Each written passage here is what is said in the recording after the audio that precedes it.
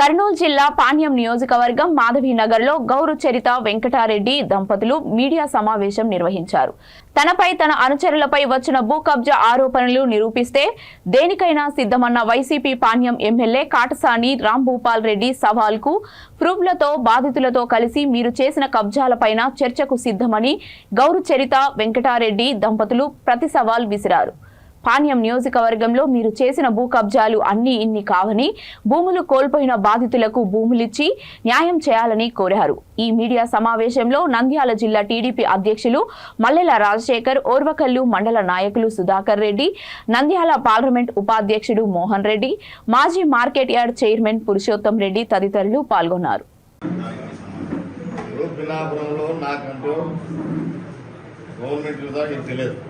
మాకు సంబంధం మా మాట అధికారులు ఇంట్లో లేరు. ఆ డెత్ ల్యాండ్ ఒక సర్వే నెంబర్లో దాదాపు 200 ఎకరాల పైన ఉంది.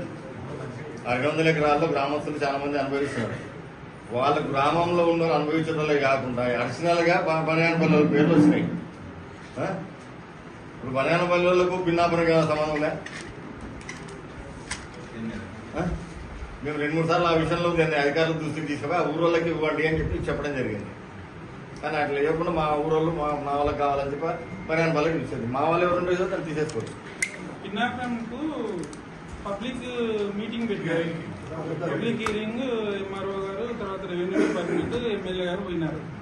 తర్వాత మా చిత్తమ్మ గారు వెంకటరెడ్డి అందరూ పోయినారు. ఎవరు పోయినా కాలదాడి ఇస్తా ఉన్నారు. ఇప్పుడు గతంలో సర్పంచ్ ఎలక్షన్స్ ముందు కూడా ఇలాగే ఇళ్ల పట్టాలు ఇచ్చారు. ప్రజలకు మోసపోయి అంటే ఇళ్ల పట్టాలు ఇస్తాము, మీరు ఓట్లు వేయండి. ఇది మళ్ళీ ఇప్పుడు ఎలక్షన్స్ వస్తున్నాయి, మళ్ళీ ఇప్పుడు అసెంబ్లీ ఎలక్షన్స్ వస్తున్నాయని ఊరూరున ఇళ్ల పట్టాలు ఇచ్చే కార్యక్రమాలు పెట్టుకున్నారు. అక్కడ సర్వే నంబర్ ఏదో ఎవరికి ఎంతవరకు హద్దు ఉందో అది చూపించాల్సిందిగా కూడా నేను మిమ్మల్ని కోరుతా ఉన్నా.